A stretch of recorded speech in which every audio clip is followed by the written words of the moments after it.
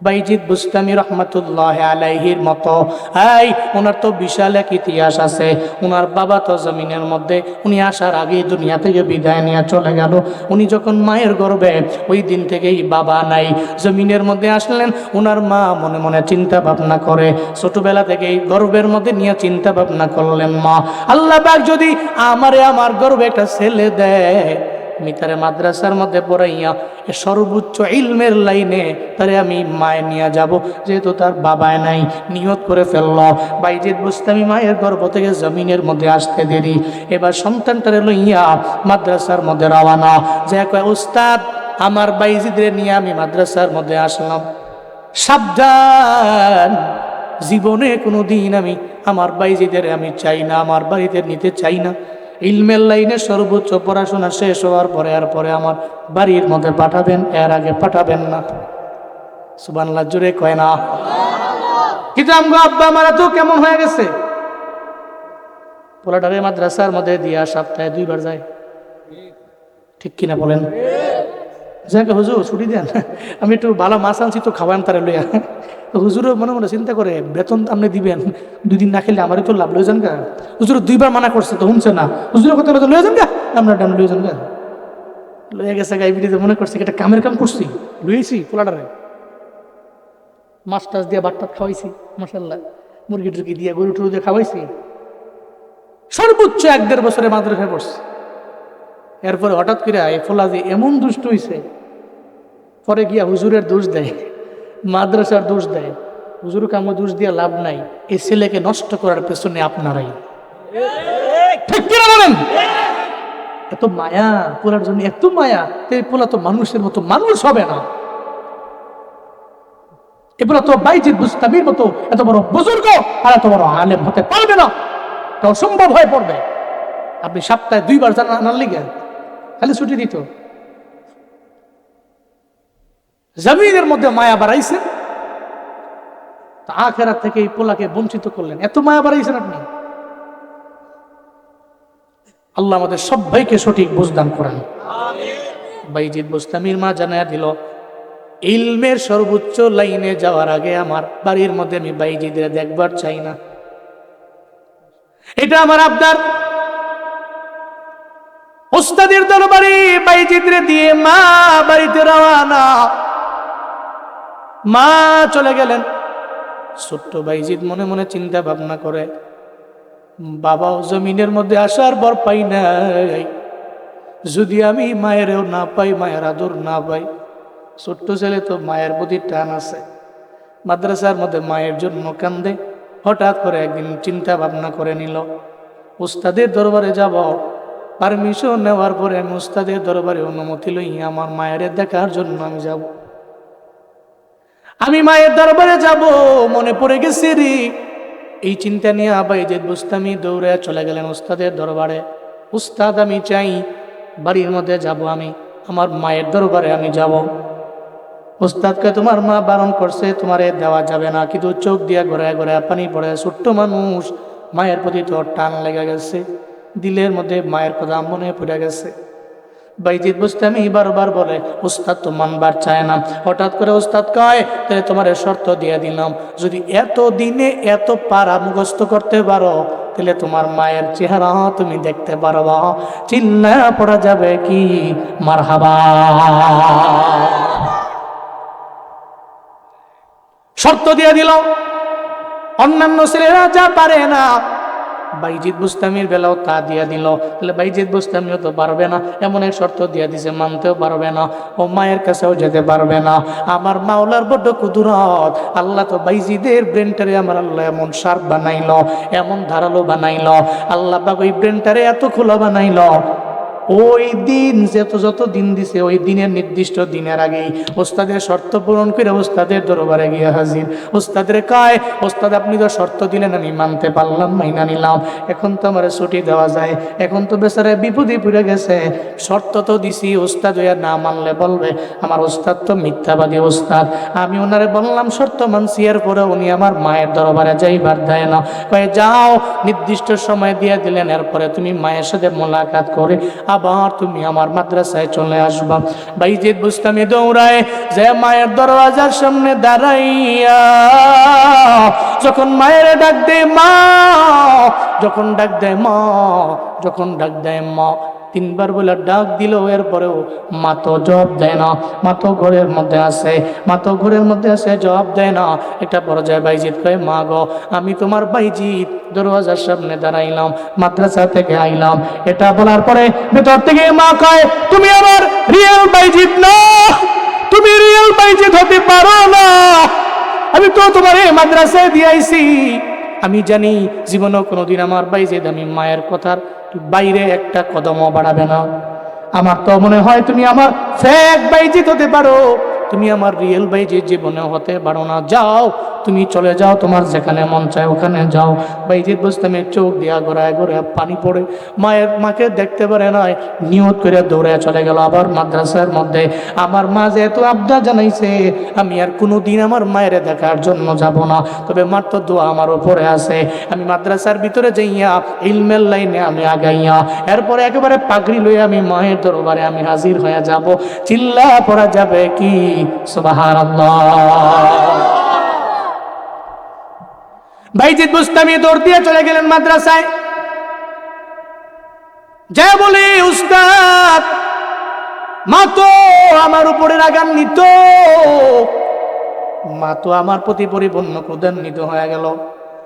আমি মায়ের সামনে গিয়ে মায়ের ডাক দিলাম, মায়ের তো দরওয়াজা ওপেন করে না।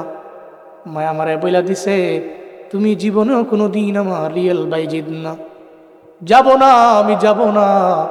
ইলমের লাইনে সর্বোচ্চ যা পাগড়ি লয়ার পরে মায়ের দরবারে আমি যাব। উস্তাদকে অসুবিধা নাই, মার আবদার তো তুমি পূরণ করবা, বড্ড দোয়া পাইবা। বাইজিদরে চিন্তা করো না, মা যদি দোয়া করে দেয় জামানার শ্রেষ্ঠ আলেম আর জামানার শ্রেষ্ঠ ওলি তুমি হয়ে যাইতে পারবা। বাইজিদ বুস্তামি পড়াশোনা করতে লাগলেন। পড়াশোনা করতে করতে একাডেমিক লাইনের সর্বোচ্চ জায়গায় যখন চলে গেল, এই দেখবেন মাদ্রাসার মধ্যে দিস্তারে ফজিলত বলকে মাহফিল হয়, ওখানে পাগড়ি পেঁচায়, পাগড়ি ঘুরায়, পাগড়ি দেওয়ার পরে কয় তোমার তো পড়ালেখা শেষ হয়ে গেল, এখন তুমি যাও, তুমি তো এডুকেশনের জন্য আসছিলা, এখন হেল্পের জন্য চলে যাও। বাসের পেছনে লেখা come for education, go for help. শিক্ষার জন্য আসো, সাহায্যের জন্য বেরিয়ে যাও, এটা বলে দেয়। পাগড়ি মাথায় দিয়ে দিল, তুমি তো একাডেমিক লাইনে সর্বোচ্চ পৌঁছে গেলা, এখন আর থাকার দরকার নাই, তুমি চলে যাবা। বাইজিদ বুস্তামির আগামীকালকে ধরেন, আগামীকালকে ধরে পাগড়ি দেওয়া হবে। যেদিন দেওয়া হবে এর আগের দিন রাতের বেলা ওনার উস্তাদ গভীর ঘুমের মধ্যে ঘুমিয়ে রইল। ঘুমের মধ্যে স্বপ্নে দেখে রে আসমানের রব, আসমানের মালিক বাইজিদ বুস্তামির উস্তাদ রে জানায়া দেয়, বাইজিদ বুস্তামির উস্তাদ আগামীকালকে আপনি বাইজিদের পাগড়ি দিবেন, তবে পাগড়ি একটা দেওয়া যাবে না, পাগড়ি একটা দেওয়া যাবে না। বাইজিদ বুস্তামির পাগড়ি দেওয়া লাগবে দুইটা। জোরে বলেন কয়টা? দুইটা পাগড়ি দেওয়া লাগবে। ওস্তাদ তো অবাক হয়ে গেল, কেন দুইটা পাগড়ি? আমরা সবাই রে দিয়ে দিব মাথার মধ্যে একটা পাগড়ি, বাইজিদের জন্য কেন দুইটা পাগড়ি? সঙ্গে সঙ্গে আল্লাহ তো ওস্তাদরে জানায়া দিল, ওস্তাদ রে বাইজিদ তো এমন পরিমাণে অলি হয়ে গেছে, এমন আমার কাছের হয়ে গেছে, তাসাউফের লাইনে এত পরিমাণে আগায় গেছে, একটা বাইজিদের মাথায় পাগড়ি দিয়া দিবেন ইলমের পাগড়ি, আর একটা পাগড়ি তাসাউফের লাইনের পাগড়ি। ওর মায়ে তো দোয়া করে, মার দোয়ায় যে সে অলি হয়ে গেছে, তাসাউফের লাইনে এত আগায় গেছে। পাগড়ি দিবেন একটা না, দুইটা পাগড়ি তারে দিয়ে দিবেন, একটা পাগড়ি মাথায় দিবেন আর একটা পাগড়ি হাতের মধ্যে দিয়ে দিবেন। মায়ের দরবারে বাইজিদ চলে যাবে। উস্তাদ ঘুম থেকে জায়গা, পরের দিনে বাইজিদের মাথার মধ্যে পাগড়ি একটা দিয়ে দিল, আর একটা পাগড়ি দিয়ে কয় বাইজিদ তোমার এই দুইটা পাগড়ি দিয়ে দিলাম, তোমার মায়ের দরবারে যাও, দুইটা পাগড়ি লইয়া বহুত বছরের মনের আশা মায়ের দেখে না। এই এটা তো প্রত্যেকটা সন্তানের জন্য জীবনের সবচেয়ে বড় পাওয়া, এটাই তো সবচেয়ে বড় পাওয়া। সন্তান চলে গেল প্রবাসের প্রবাসের মধ্যে আছে সৌদি আরবে, 5 বছর চলে গেল, আসতে পারে না, নিজের মায়ের ভিডিও কলে দেখে সরাসরি দেখবার পায় না। যেদিন দেখবেন আসে বাংলাদেশের মধ্যে, ওর মনের মধ্যে কত আশা নিয়ে আসে, মায়ের দরবারে আসে, আইসা মায়ের দরবারে আইসা কয় মা আমি তোমার চেহারাটা দেখছি, মনে হয় আমি তারা পেয়ে গেছি, আসমানের চাঁদ পেয়ে গেছি, 5টা বছর আমি তোমার চেহারা দেখতে পারি নাই, 10টা বছর হয়ে গেছে বাবা তোমার চেহারা আমি দেখতে পারি নাই। একটা মা বাবার পুনঃ সাক্ষাৎ পাওয়ার পরে সন্তানটা তো পাগলের মতো হয়ে যায়। বাইজিদের মনেও তো এর ব্যতিক্রম নয়। বাইজিদ বুঝতে আমি মাথার মধ্যে পাগড়ি গুনাইয়া আর একটা পাগড়ি হাতের মধ্যে নইয়া যখন মায়ের দরবারে যায়, মায়ের দরওয়াজার সামনে গিয়া দাঁড়ায়, যায় কয় মা আমি বাইজিদ পাগড়ি নিয়ে তোমার দরওয়াজায় হাজির। আমি বাইজিদ তো এখন আসলাম, এখন তোমার রিয়েল বাইজিদ বলতে পারো, এখন তোমার ফেক বাইজিদ তুমি বইল না, এখন তোমার রিয়েল বাইজিদ চলে আসছে। তোমার বাইজিদ দেখো না পাগড়ি তো একটা আনে নাই, 2টা পাগড়ি লইয়া চলে আইছে। একাডেমিক লাইনে সর্বোচ্চ সর্বোচ্চ জায়গায় আমি গেলাম, এই কারণে আমার উস্তাদ আমার পাগড়ি দিয়া দিছে কয়টা, জুড়ে বলেন কয়টা? 2টা পাগড়ি লইয়া মায়ের সামনে গিয়া ডাক দিয়া যখন দরওয়াজা মা ওপেন করে, মা তো আর আগের মতো চোখে দেখে না, মা তো আগের মতো কানে শুনে না, মা তো মুরব্বী হয়ে গেছে। সন্তানটারে ওই যে কবে পাঠাইছে এতদিন পর্যন্ত সন্তানটার জন্য একটাবারও মায়া লাগে নাই। তবে মুনাজাত ধরে তবে দরবারে কানছে আর বলছে আল্লাহ তুমি আমার ভাইজিদের জমানার শ্রেষ্ঠ ওলি বানায় দিও, ইলমের লাইনে তুমি আগায় দিও, তুমি তারে ভালো আলেম বানাইও। আল্লাহর দরবারে তো মা বলছে, সন্তানের জন্য রবের দরবারে দোয়া করছে। বানিয়াচংয়ের মুসলমানেরা মনোযোগের কান লাগায় শুইনরে বাবা। যখন চলে গেলেন মা তো চোখেও ভালো করে দেখে না, কানেও তো ভালো করে মা শুনতে পায় না। এবার মা কয় ও বাইজিদা তুই আমার বুকের মধ্যে আসো, বুকের মধ্যে সন্তানটারে লইয়া কয় আমার জন্য একটা জায়নামাজ আমারে বিছাইয়া দাও, আমি জায়নামাজের মধ্যে বসে যাব। জায়নামাজের মুসল্লার মধ্যে মা বসলেন, বাইজিদ বুস্তামিরে বুকের মধ্যে নিয়ে বসাইলো। বাইজিদ রে কয়টা পাগড়ি আনলা? কয় 2টা পাগড়ি। কিসের পাগড়ি রে? কয়টা ইলমের পাগড়ি আর একটা মা তাসাউফের লাইনের পাগড়ি। মা চোখ দিয়া ঘুরে ঘুরে পানি পড়ে, বাইজিদ রে আমি মায়ের তো পাওয়ার কইমা গেছে রে, আমি মায়ের চোখের মধ্যে আগের মতো পাওয়ার নাই, আমি মায়ের কানের মধ্যে আগের মতো পাওয়ার নাই রে, আমি তো কানের মধ্যে আগের মতো শুনতেও পাই না, তবে আমি তোরে ভালো করে দেখতেও পাই না, ঝাপসা ঝাপসা দেখি। তবে আমি মা আমি জানি রে, আমি যে রবের দরবারে মুনাজাত ধরে কতবার রবের দরবারে বলছি আল্লাহ গো আমার বাইজিদের তুমি জামানার শ্রেষ্ঠ ওলি বানাইও, আমার বাইজিদের তুমি জামানার শ্রেষ্ঠ আলেম বানায় দিও। আমার আল্লাহ তো আমার দোয়াটা পূরণ করে নিছে, আমার আল্লাহ তো আমার দোয়া পূরণ করে নিছে। আমি আর জমিনের মধ্যে থাকতে চাই না, এই জমিনের মধ্যে আমার আর থাইকাও লাভ নাই। এতদিন অপেক্ষায় ছিলাম কবে আমার বাইজিদা আমার দরওয়াজায় আসবে, আমার বুকের মধ্যে আমার বুকের মানিক ফিরে আসবে, পাগড়ি লয়ে আমার দরবারে আসবে। আজকে তো সেই মহান দিন আমার জন্য।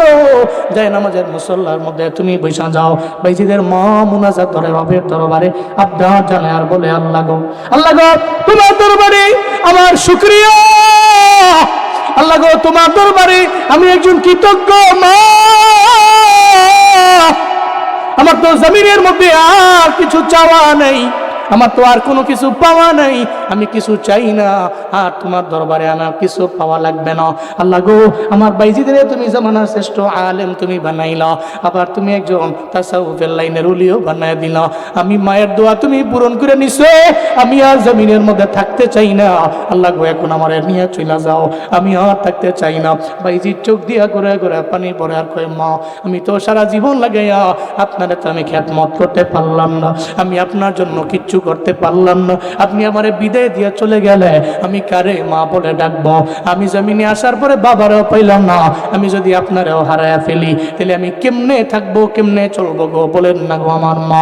মা কয় না রে বাইজিদ বাবির দরবারে কান্দো না, আল্লাহর দরবারে আমি মায়ের জন্য দোয়া কইরো, মুসল্লার মধ্যে আল্লাহর দরবারে আবদার করে আল্লাহ তুমি আমার দোয়া কবুল কইরা আমার বাইজিদের যেমন ওলি বানায় দিছ, এখনো আমার দোয়াটা পূরণ করে নাও। আমি এখনই এই জায়নামাজের মুসল্লার মধ্যে পয়সা এই জমিন থেকে বিদায় নিয়ে চলে যেতে চাই। এটা বলতে দেরি হয়ে যায়, বাইজিদের সামনে বাইজিদের মা দুনিয়া থেকে বিদায় নিয়ে চলে গেল। বাইজির চোখ দিয়ে ঘোরায় ঘোরায় পানি পড়ে রবের দরবারে আবদার করে, আল্লাহ আল্লাহ গো, আমার মায়ের কবর তুমি জান্নাত বানাইও। আমি তো এত বড় আলেম হওয়া আমার দ্বারা পসিবল ছিল না, আমি তো এত বড় ওলিয়ে কামেল হওয়া আমার দ্বারা পসিবল ছিল না। আমি যা হয়েছি, যা অর্জন করেছি, এটা আমার ব্যক্তিগত কোনো কামালিয়াত না, এটা আমার মায়ের মুসল্লার যায় নামাজের 2 হাত তুলে রবের দরবারে, তোমার দরবারে মুনাজাতের সেই দোয়া। আর এই শুধু দোয়ার বদৌলতে আমি তোমার কাছের হইতে পেরেছি, আমি ইলম অর্জন করতে পেরেছি রে আমার আল্লাহ। এটা বইলা রবের দরবারে কান্দে, মা তো জমিন থেকে চলে গেছে। এই বানিয়াচঙের মুসলমানেরা, যেই বাইজিদের মায়ের দোয়ার কারণে আল্লাহ ইলমের লাইনেও এত আগায় নিয়েছেন, আল্লাহ এত পরিমাণে আগায় নিলেন আমলের লাইনে, তাসাউফের লাইনে। বলো না রে বাবা, ওই আল্লাহ আছে না না? জোরে বলেন, আছে না নাই? যদি আল্লাহ থাকে তাহলে আপনিও তো মায়ের দোয়ায় ওলি হতে পারেন। উঠুন যেত না, মনে করছে অন্য হুজুর আসে না, মনে করছে অন্য হুজুর। উঠুন যেত না, দোয়া দিয়ে বাড়ি যাবো ইনশাআল্লাহ, সবাই মিলে ইনশাআল্লাহ। আল্লাহ কবুল করেন। তাহলে আমাদের কাছে মোস্ট ইম্পর্টেন্ট ঈমান, ইসলাম, কোরআন, 3টা বিষয়। কেমনে? যদি আপনি ইমানদারের মতো ইমানওয়ালা হন, আমিনু কামা আমানান নাস, ওই সমস্ত মানুষদের ইমানের মতো যদি আপনার ইমান হয়, আপনার দরবারে যদি এসে বলে, আই শোনো, তোমারে আমি বড় এক দামি জায়গায় বাড়ি করে দেব, মৃত্যু পর্যন্ত তোমারে আমি দেখে রাখবো, তুমি ইমান ছেড়ে দাও। জীবনে কোনোদিন ওই মানুষদের মতো ইমান আনছে যারা, কোন মানুষ? সাহাবায়ে কেরাম। এদের মতো ইমান আনলেওয়ালা ব্যক্তি জীবনেও কোনোদিন টাকার কাছে এদের ইমানকে বিক্রি করতে পারবে? যদি আপনারে বলা হয় আপনার মৃত্যু পর্যন্ত দায়িত্ব নিলাম, ইসলাম থেকে বের হয়ে আপনি অন্য কোনো ধর্মাবলম্বী হন, পারবেন? সম্ভব?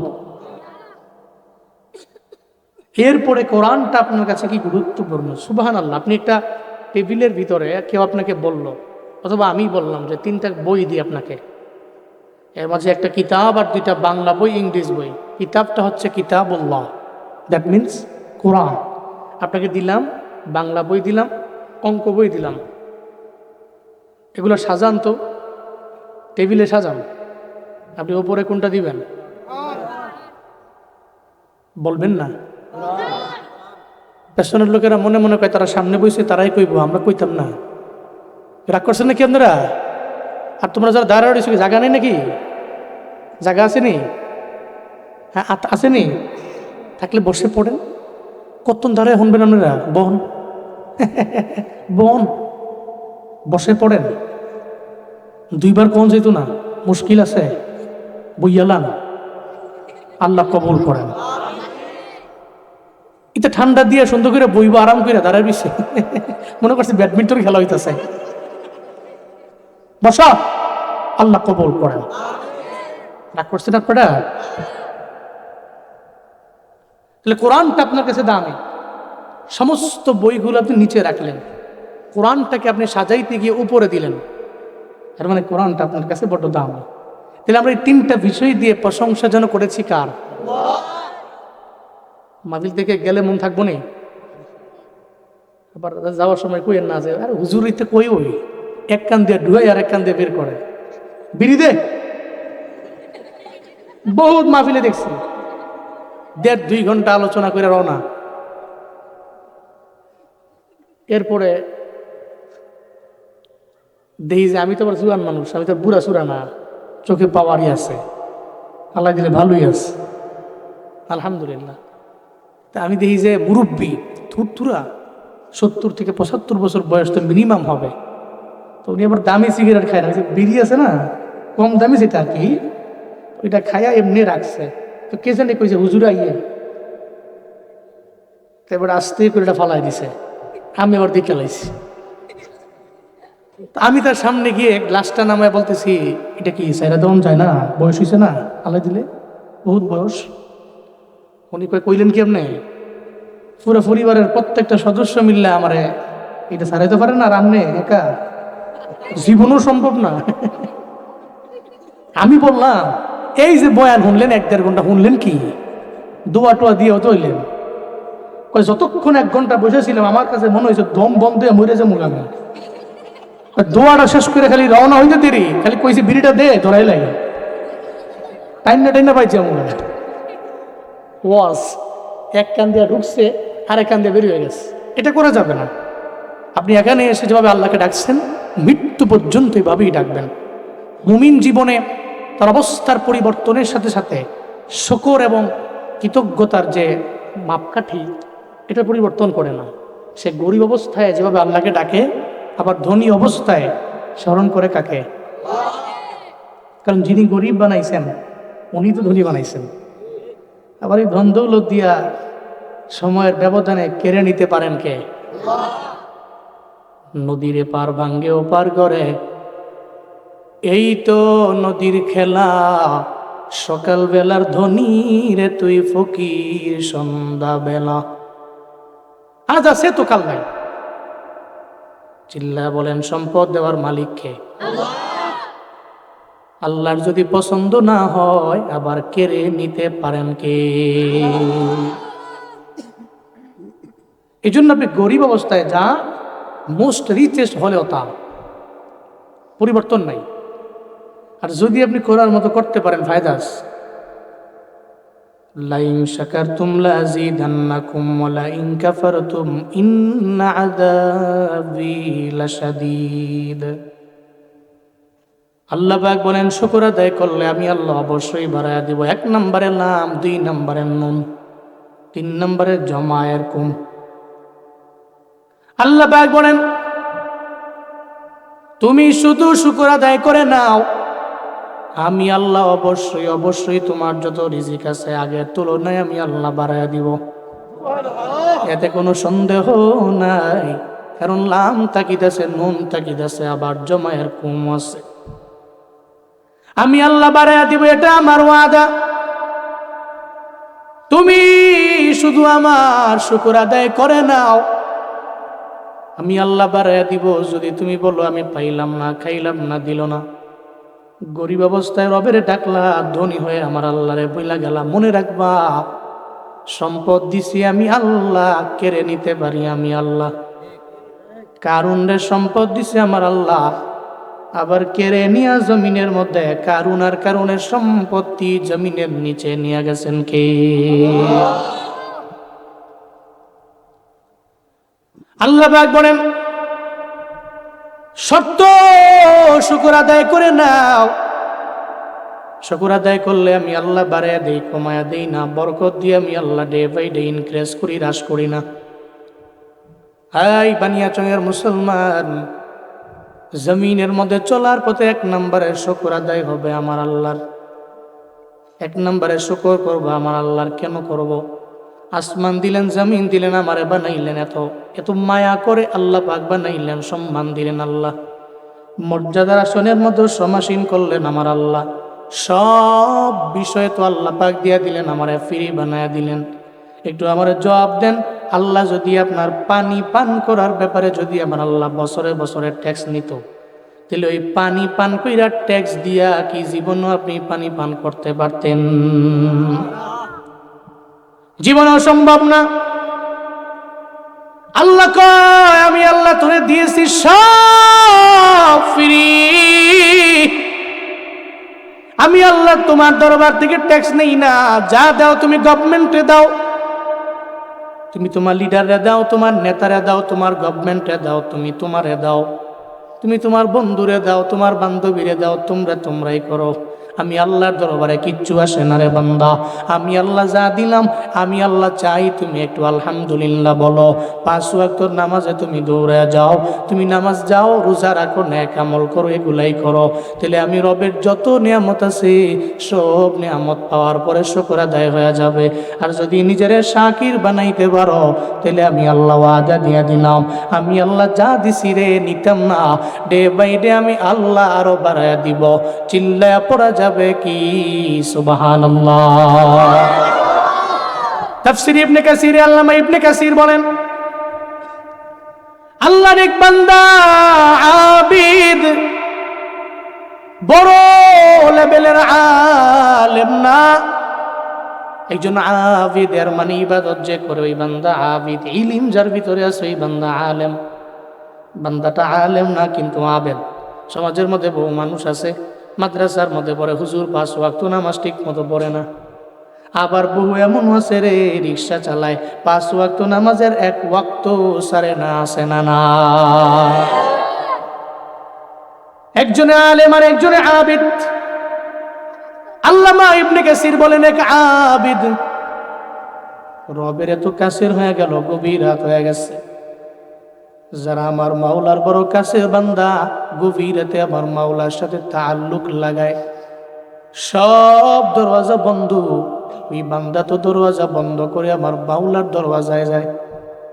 আল্লাহকে বলে, আল্লাহ সবাই ঘুমায়া গেছে, তুমি আমার মালিক, সব ঘুমায়া গেল, আমি তোমার দরবারে হাজির হয়ে গেলাম।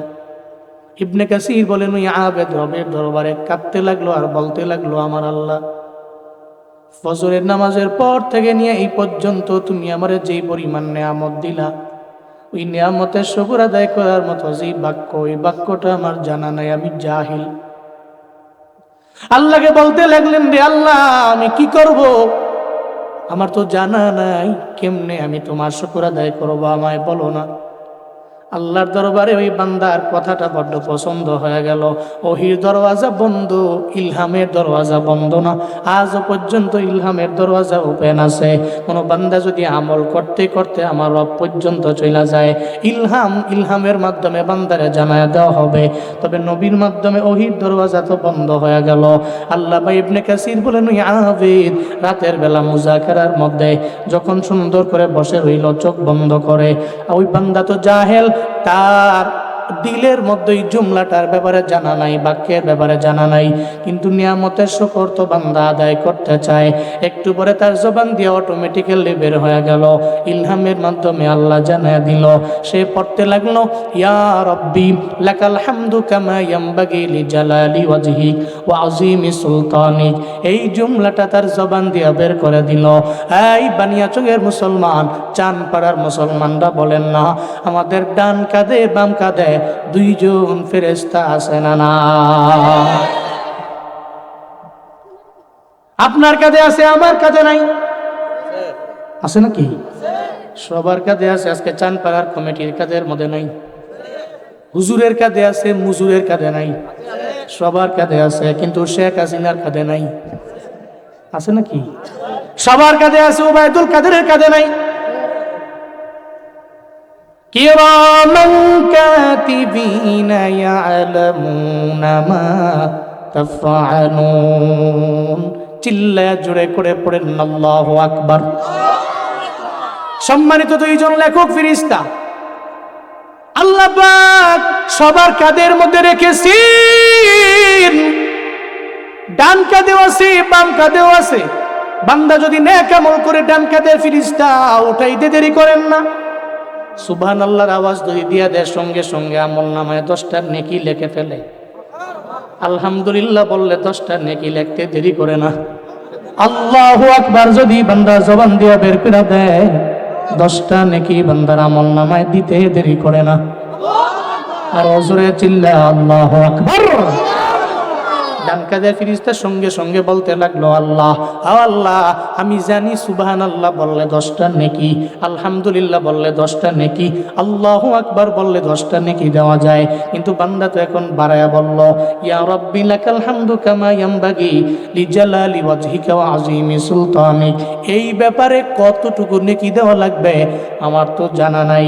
আল্লাহ পাক বলে, ও ফেরেশতা, ওই বান্দার আমলনামায় নেকি দেওয়া লাগবে না। আমার বান্দার আমলনামায় কোনো নেকি দেওয়ার প্রয়োজন নাই। 10টা নেকি দিও না, 20টা দিও না, 100 দিও না, 1000 দিও না, মিলিয়ন দিও না, বিলিয়ন দিও না, ট্রিলিয়ন দিও না, ওয়াক্টিলিয়ন দিও না। ওই বান্দার আমলনামায় কোনো নেকি ওঠানোর প্রয়োজন নাই। বরং যে জুমলাটা তার জবান দিয়ে বের করে দিল, ওই পুরো জুমলাটা ওই বান্দার আমলনামায় তুমি উঠে দাও। অবাক হয়ে গেল ডান কাঁধের ফেরেশতা। ও আল্লাহ, কেন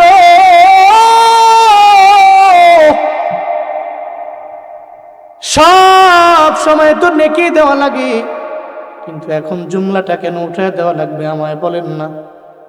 আল্লাহ কয়, ফেরেশতারে হাসরের ময়দানে বান্দা যখন গুনাহের পাল্লা ভারী হওয়ার কারণে জাহান্নামের পথে দৌড়াবে, আমি আল্লাহর তো লাভও নাই, আমি আল্লাহর কোনো লসও নাই। কাউরে আমি আল্লাহ জান্নাতে দিলে আমার লস নাই, জাহান্নামে দিলেও আমার কোনো লাভ নাই। বান্দার জন্য তো জান্নাত বানাইলাম, বান্দার জন্য তো আমি আল্লাহ জাহান্নাম বানাইছি, তবে দিতে চাই না। আমি আল্লাহ তো চাই বান্দারে জান্নাতের মধ্যে দেওয়ার জন্য। যখন ও জাহান্নামের পথে দৌড়াবে, আমি আল্লাহ দেখব কোনো একটা ওসিলায় তারে জান্নাতের মধ্যে দেওয়া যায় কিনা।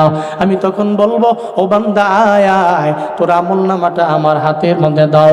যখন আমলনামাটা আমার হাতের মধ্যে দিবি, আমি দেখব কোনো একটা আমল আছে কিনা, যে আমলের বিনিময়ে বান্দার জান্নাতের মধ্যে দেওয়া যায়।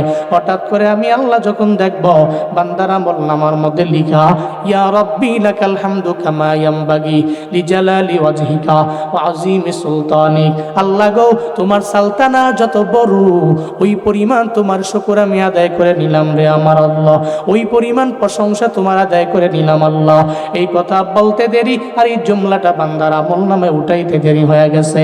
আমি আল্লাহ তো চাই না যে আমারে বড় বানাইলো, যে আমারে বড় করলো, আমার নিয়ামতে শুকর এমন ভাবে আদায় করতে পারলো। আমি আল্লাহ তো চাই না ওই বান্দাটা জাহান্নামে যাক। তখন আমি তারে জাহান্নাম থেকে ফিরাইয়া ফেরেশতাদের বলবো, ফেরেশতা, এই বান্দারে জাহান্নামে নিও না।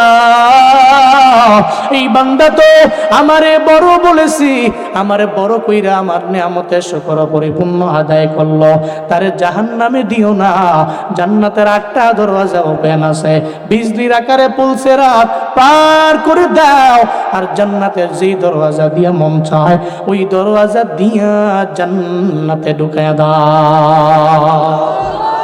আতিনা ফি দারে দুনিয়া না হাসান, আতিনা ফি দারে উকবানা হাসান, ইয়া গিয়াসাল মুস্তাগীসি নাহদিনা লফদিকা বিল উলুমে ওয়াল গিনা। হর গোরি দে নেক তু তৈয়ার হ্যায়, জু না মঙ্গে উস্ত তু বেজার হ্যায়। তাহলে আল্লাহ শুকর করলে দাম আছে না নাই? বলেন। আল্লাহ জাহান্নাম থেকে ফিরে আপনারা জান্নাতের মেহমান বানায় দিবে শুকর আদায় করার কারণে। 1 নম্বরে দুনিয়াতেও পাইলেন, আল্লাহ পাক যা নিয়ামত দিলেন আমার আল্লাহ বাড়াইয়া দিলেন। জাহান্নাম থেকে ফিরে জান্নাতের মালিক আপনারে বানাইল কিসের কারণে? ওই শুকর আদায় করার কারণে। 1 নম্বরে রবের শুকর। তবে রবের ইবাদত আর শুকর আদায় করতে যাইয়া সাবধান, জীবনও কোনোদিন কোনো শিরকের গুনাহের মধ্যে যাওয়া যাবে না। শিরকের গুনাহ বড় মারাত্মক লেভেলের গুনাহ। জমিনের মধ্যে যত গুনাহ আছে সব গুনাহ আমার আল্লাহ মাফ করে দেয়, শিরকের গুনাহ আমার আল্লাহ ক্ষমা করে না। শিরকের গুনাহ আল্লাহ ক্ষমা করে না। গার্মেন্টসের মধ্যে শ্রমিক হাজার হাজার, সব লেবারদের কাজ ওই গার্মেন্টসের মালিক যেমনি বলে সেমনি শোনা লাগবে। মালিক যদি বলে ডানে যাও ডানে যাবে, বামে যাও, বামে যাবে। আমার গার্মেন্টসের ডেভেলপ করার জন্য যা করার করবা। যদি কাপড়ের ফ্যাক্টরি হয়, 8 ঘন্টার জায়গায় প্রয়োজনে 8.5 ঘন্টা করবা, প্রয়োজনে 9 ঘন্টা করবা। বেতন লাগলে আমি ওভারটাইম করার কারণে বাড়াইয়া দিব। এরপরেও যত গুণগান হবে আমার গার্মেন্টসের গুণগান, যত গুণগান হবে আমার গুণগান, সব আমার গুণগান গাইবা। যদি ওই ব্যক্তিটা গার্মেন্টস থেকে বের হয়ে যায়, গুণগান গায় অন্য গার্মেন্টসের, অন্য মালিকের, তাহলে অটোমেটিক দেখবেন ওই গার্মেন্টসের মালিক রাগান্বিত হয়ে যায়, ক্রোধান্বিত হয়ে যায়। আমার টাকা খাইয়া, আমার বেতন পাইয়া, আমার গার্মেন্টস বাদ দিয়ে অন্য গার্মেন্টসের গুণগান গাও, অন্য গার্মেন্টসের ডেভেলপের চিন্তা তুমি করো। আমার বিষয়ে তোমার কোনো চিন্তা নাই, আমার বিষয়ে তোমার ব্রেইনের মধ্যে কোনো ফিকির নাই। তাহলে দুনিয়ার মালিক তো রাগান্বিত হয়ে যাবে, ক্রোধান্বিত হবে। একবার দুইবার মাপ দিলে 3বারের সময় ধমক দিয়া বের করে দিবে। আল্লাহ তখন বলে, ও আমার গোলাম, আমি আল্লাহ তো তোর এমন মালিক, আমি আল্লাহ তো আসমান দিলাম, জমিন দিলাম, তোরে বানাইলাম।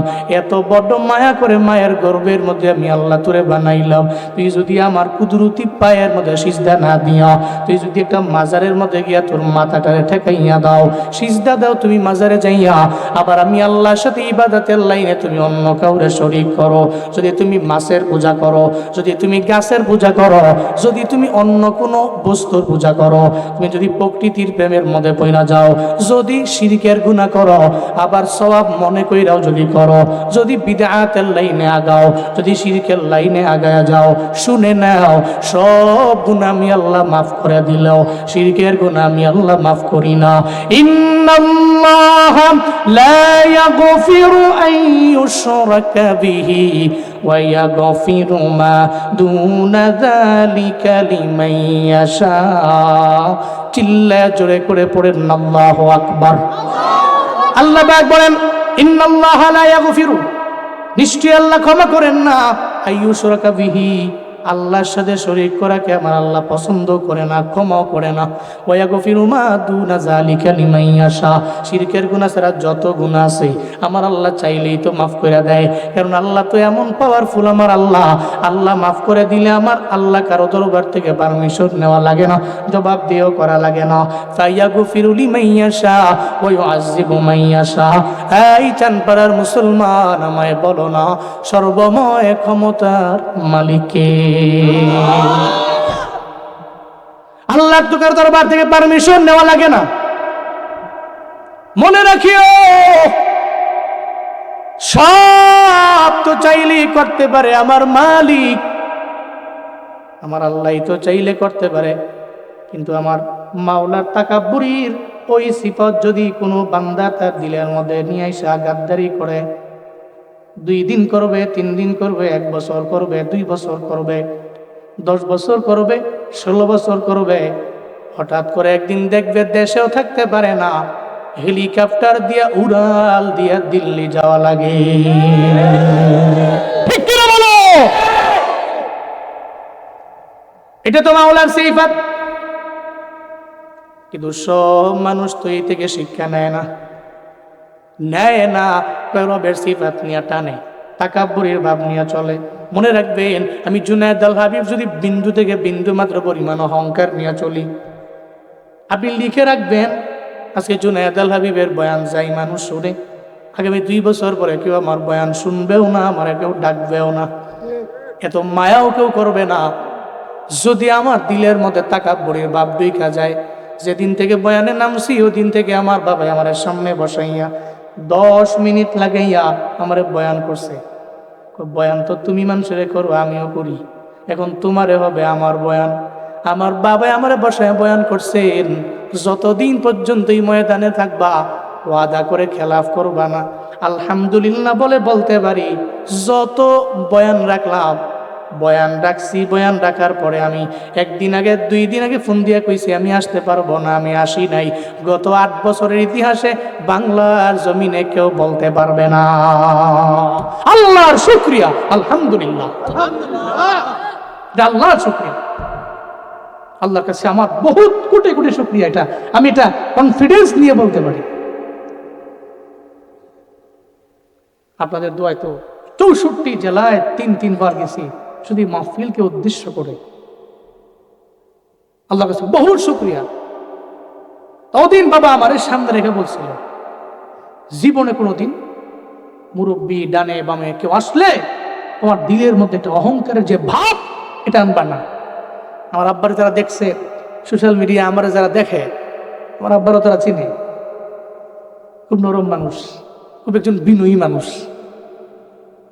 একেবারে ঠান্ডা মেজাজ, ইলিমওয়ালা মানুষ, একেবারে ঠান্ডা থাকে। আল্লাহ আমার আব্বা আম্মার হায়াতে বরকত দান করেন। আপনাদের যাদের বেঁচে আছে আল্লাহ নেক হায়াত দান করেন, যাদের নাই আল্লাহ কবরকে জান্নাত বানায় দেন। সকলে চিল্লায় পড়েন আমিন। এই জন্য তাকাব্বুরির ভাব নিয়ে চলা যাবে না। এটা করতে পারে কে? আমি আপনি করতে পারি? আমি তো মরণের গ্যারান্টি নাই। আছে আছে আছে। আমার মরণ আসিবে কখন কেউ তো জানে না, আমার মরণ আসিবে কখন কেউ তো জানে না, আমার মরণ আসিবে। আমি মরে গেলে আমায় তোমরা ভুইলা যাইও না, আমি চলে গেলে আমায় তোমরা ভুইলা যাইও না, আমার মরণ আসিবে কখন কেউ তো জানে না, আমার মরণ আসিবে।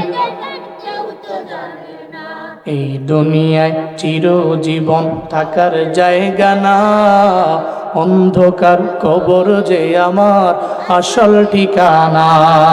ঠিক কিনা বলেন?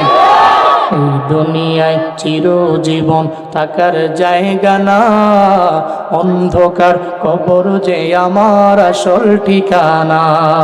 সবাই রেখে আমায় চলে যাবে, সঙ্গী হবে না, সবাই রেখে আমায় চলে যাবে, সঙ্গী হবে না, ডাইনে বামে মাটি আমার মাটির বিছানা, ডাইনে বামে মাটি আমার।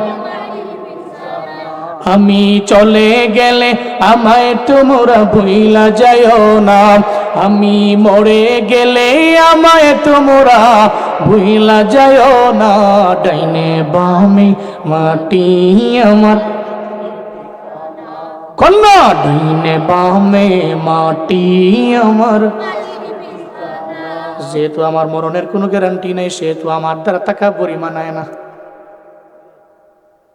কোন জায়গায় আমার ঠিকানা হবে মরণের আমার জানা নাই। আমার মা জানে না, বাবা জানে না, ডাক্তার জানে না, কবিরাজ জানে না, কেউ জানে না, আপনার এলাকার হুজুর জানে না, কেউ জানে না। তাহলে মরণের কোনো গ্যারান্টি নেই। আছে? কোন সময় মরবো, কোন জায়গায় মরবো জানি না। এই যে আজমেরিগঞ্জ থেকে আসার পথে গাড়ির মধ্যে লাইভ দেখতে থাকলাম, আমাদের ওয়াজগুলো যিনি ভিডিও করেন লাইভ দিলেন আইডির মধ্যে। ঢাকা চট্টগ্রাম হাইওয়ের মধ্যে ইলিয়টগঞ্জ নামক একটা বাস স্ট্যান্ড আছে, স্টার লাইন নামক একটা বাস পুরা উল্টে গেল, 2 জন নগদ ডেট হয়ে গেছে। ওই ভাই শুরু থেকে নিয়ে শেষ পর্যন্ত লাইভ করছে, আমরা দেখছি। বাবারে, মরণের কোনো গ্যারান্টি নাই, মুইরা যাওয়া লাগবে, মরবেন আপনি। তাহলে আপনার দ্বারা বাহাদুরি মানায় না, গাদ্দারি মানায় না, আপনার দ্বারা তো বিনয়ের জিন্দিগি মানায়, বিনয়ের জিন্দিগি আপনার দ্বারা সাজে। কথা বলেন ঠিক কিনা? আপনার দ্বারা তাকাব্বুরি মানায় না। বিনয় নিয়ে চললে আপনি দামি। আপনার ইন্তেকালের পর কবরের মধ্যে যাওয়ার পরে মানুষ আপনার জন্য মুনাজাত ধরে দোয়া করবে, বলবে লোকটা ভালো ছিল, কথায় কথায় হাসি দিয়ে কথা বলতো, তার মধ্যে পরিপূর্ণ বিনয় ছিল, সে ছিল একজন মুতাওয়াদি, সে তাকাব্বুরি করতো না, অহংকার করতো না, নিজের বড় মনে করতো না। শহীদ শরীফ ওসমান হাদি চিরজীবন মানুষগুলো মনে রাখবে। কেন চিরজীবন মানুষ মনে রাখবে? এই বাংলাদেশের ইতিহাসে নির্বাচনের আগে কোনো নেতার পকেটের মধ্যে যে টাকার বান্ডিল এমনি দেওয়া আমি আমার লাইফে দেখি নাই। একটা লিডারের জন্য, নেতার জন্য প্রজারা গিয়া এদের পেছন দিয়ে টাকা ঢুকায় দেয়, এটা তো জীবনের প্রথমেই দেখলাম। অন্যান্য লিডাররা তো মানুষের দ্বারে দ্বারে যায়, যে কয় তোমার ঘরের মধ্যে ভোটার কয়জন? কয় 10 জন, টাকা লাগবে 1000 করে নেও, আমারে ভোট দাও।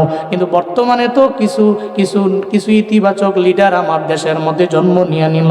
এরা টাকা দেয় না, উল্টা প্রজারা এদের প্যাকেটের মধ্যে নিয়ে ধরায় দেয়, ঠিক কিনা? আমার কুমিল্লার গৌরব হাসনাত আব্দুল্লাহ, আজকে আসার সময় দেখলাম একটা ভিডিওর মধ্যে হাসনাত আব্দুল্লাহ এত দামি লোক, সারা দেশের মানুষেরাই তো ওনারে চিনে, এত সাহসী, এত কৌশলী। হাসনাত আব্দুল্লাহ নয় ফজরের নামাজ পড়ে মাদ্রাসা অথবা মসজিদ থেকে বের হয়েছে, হুজুরেরা উলামায়ে কেরামেরা হাতের মধ্যে, কারো হাতের মধ্যে আতর ছিল আতর দিছে, কারো হাতের মধ্যে ছিল টাকা, টাকা দিয়া দিছে, পকেটের মধ্যে থেকে বের করে 10 টাকা থাকলেও 10 টাকা দিয়া দিছে, হাতের মধ্যে মেসওয়াক কাছে দিয়া দিছে। সবার একটাই আবদার, আপনি আমার দেবিদ্বারের এমপি নির্বাচিত হয়ে গেলে আমার দেবিদ্বারের জন্য উপকার হয়ে যাবে। একটা লিডারের জন্য শেষ মানুষ কবে দেখছে আমার জানা নাই। এই আমার কাছে মনে হয় এগুলাই তো সূচনা। একটা মানুষের জন্য মানুষ এত পরিমাণে পাগল, একটা লিডারের জন্য প্রজারা পাগল। আগে শুনতাম একটা, এখন হয়ে গেল আর একটা। মনে রাখবেন, যারা বিনয়ী, এরা যারা বিনয়ী নেতা, যারা বিনয়ী লিডার, যারা বিনয়ী মানুষ, এরা তো মানুষের দরবার থেকে ঘুরা ঘুরা টাকার জন্য টাকা দিয়া ভোট নেওয়া লাগে না, বরং এটা তো দিল থেকে আসবে। যে মনে করে তার দ্বারা আমার উপজেলার উপকার হয়ে যাবে, এই চিন্তা করে টাকা দেওয়া লাগবে না, উল্টা সে টাকা দিয়ে তারে নির্বাচিত করবে। চিন্তা এখন ঠিক কিনা? এই জন্য আগামী সময়ে নির্বাচন আপনাদের আমানত। আল্লাহর কসম, বানিয়াচংয়ের মুসলমানেরা, এটা আমানত। যদি আপনি মনে করেন আপনি আমানতদার, তাহলে আল আমিন হইয়েন, জীবনেও নিজের আল খাইন বানাবেন না রে বাপ। কারণ দেখবেন বহু মানুষ দাঁড়ে দাঁড়িয়ে আপনার দ্বারে আসবে, আপনার দ্বারে দ্বারে আইসা আপনারা বিভিন্ন সময় আপনার আকলটারে বিক্রি করে দেওয়ার জন্য চাইবে, আপনার ইমানটাকে বিক্রি করে দেওয়ার জন্য বলবে, তুমি ইমান বিক্রি করে দাও, আকলটারে বিক্রি করে দাও, তুমি আমার লিডারে ভোট একটা দিয়ে দিও, টাকা যা লাগবে নিও। সাবধান বাবারা, টাকার দরবারে তো ইমান বিক্রি করা যায় না, টাকার দরবারে তো আকল বিক্রি করা যায় না, টাকার দরবারে তো বিবেক বিক্রি করা যায় না। টাকার মাধ্যমে গরু কেনা বেচা হয়, টাকার মাধ্যমে ছাগল কেনা বেচা হয়, টাকার মাধ্যমে তো অন্যান্য মাখলুকাত কেনা বেচা হয়। মনে রাখবেন, আপনি তো আশরাফুল মাখলুকাত, সব সৃষ্টির চাইতে দামি সৃষ্টি আপনি। আপনার জীবনে কোনোদিন যাতে টাকা দিয়া কেউ কিনতে না পারে, আপনারে অন্তত পক্ষে অন্যান্য সৃষ্টির মতো আপনার টাকা দিয়ে কিনতে না পারে। আপনি বেচা হইয়েন না, আপনার তো আকল আছে, আপনার বিবেক আছে। মানুষ জীবনে কোনোদিন অন্যের কাছে টাকায় বিক্রি হতে পারে না। সে তো আশরাফ, ইসমে তফজিলের সিগা আশরাফ, সম্মানিত শুধু না, অধিক। সুবহানাল্লাহ পড়বেন না? এমনি একটা গরুর চাইতে আপনার দাম বেশি না? বেশি না? তাহলে আপনার যদি বেশি দাম হয়, তাহলে আপনি 1000 টাকা কাছে বিক্রি হন কেমনে? গরু বেচা হইল 1 লাখ টাকায়, কিও? আর যদি মনে করেন যে না, আমার বডি আর গরুর বডি কি এক নাকি? গরুর তো মোটা সোটা বডি, গরুর কি মোটা মোটা সোটা? হ্যাঁ, গরুর দাম 1 লাখ, আমি সিউন সাউন মানুষ 700 হলি সারে। যদি মনে করেন যে আপনি গরুর চাইতেও খারাপ, উলাইকা কাল আনআম বাল হুম আদল, যদি আপনি মনে করেন, তাহলে বেচা হয়ে যায়। তবে বেচা হইলে অন্তত পক্ষে গরুর চাইতে একটু দামে বেচা হইয়েন। আরে কইেন যে আমার 2 লাখ 5 লাখ 10 লাখ টাকা দেওয়ার লাগবো, এই 500 টাকা দিয়া 2টা চাকা হইয়া নিতে পারতেন না? আমার আকল আছে না? কথা বলে না, কথা বলে না। আপনার আকল আছে, বিবেক আছে, ইমানকে, এই বিবেককে আপনি বিক্রি করতে পারেন না, দাম আছে এটা। আমি আপনার শুভাকাঙ্ক্ষী, এজন্য বললাম। আল্লাহ আমাদের প্রত্যেককে বুঝার, মানার, আমল করার তৌফিক দান করেন। আরো জোরে পড়ে না আমিন। তাহলে 1 নম্বরে আমরা শুকর কার? জোরে বলেন না, কার? 2 নম্বরে আল্লাহ শুকরের পরে করব আব্বা আম্মার। আমি আল্লাহরে রাজি বানাইলাম নামাজের মাধ্যমে, রোজার মাধ্যমে, আমলের মাধ্যমে করলাম রবের শুকর। কিন্তু বাড়ির মধ্যে যে আমি মায়ের ধমক দিলাম, বাবারেও দিলাম, আব্বা আম্মা রাজি না। মনে রাখবেন, আপনি নামাজি, আপনার আল্লাহ আপনার প্রতি রাজি না। আব্বা আম্মা রাজি না, আপনি রোজাদার, আল্লাহ আপনার প্রতি রাজি না। আব্বা আম্মা রাজি না, আপনি আমল করনেওয়ালা, আল্লাহ আপনার প্রতি রাজি না। আব্বা আম্মা রাজি না, এর মানে আল্লাহ রাজি না। আব্বা আম্মা রাজি তো আল্লাহ রাজি, আব্বা আম্মা সন্তুষ্ট তো এর মানে আমার আল্লাহ সন্তুষ্ট, আর আল্লাহ রাজি মানে জান্নাত। এক নম্বরে আল্লাহ শুকর, দুই নম্বরে মা বাবার। বানিয়াচঙের যুবক, তুমি তো একটা ফোনের জন্য যেই পরিমাণে মায়ের এত পরিমাণে গালি দাও, তুমি তো আব্বারে কও তাহলে আমার যদি ফোন কিনা না দিতে পারো, আমার জন্ম দিছো কে?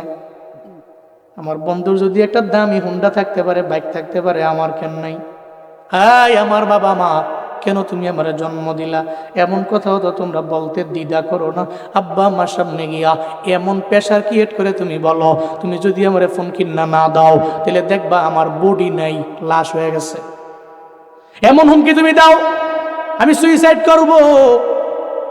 তুমি এমন কথা মা বাবারে বলতে পারো না রে বাপ। মনে রাখবা, এখন তো তুমি তোমার শরীরের মধ্যে রক্ত গরম আছে, ব্লাড বড় গরম আছে। এই ময়দানে যে মানুষগুলোর আম্মা নাই আব্বা নাই, ঈদের দিনে যাইও এদের সামনে গিয়া দেখো এদের মন বড় ভাঙ্গা। বছরের মধ্যে একটা দিন, ঈদের দিন, খুশির দিন, এরপরেও দেখবে এদের দিলের মধ্যে কোনো আনন্দ নাই। এদের চেহারাটা কেমন যেন মলিন হয়ে গেছে। যা বলবো ও দাদা কেন চেহারার মধ্যে মলিনতার ছাপ?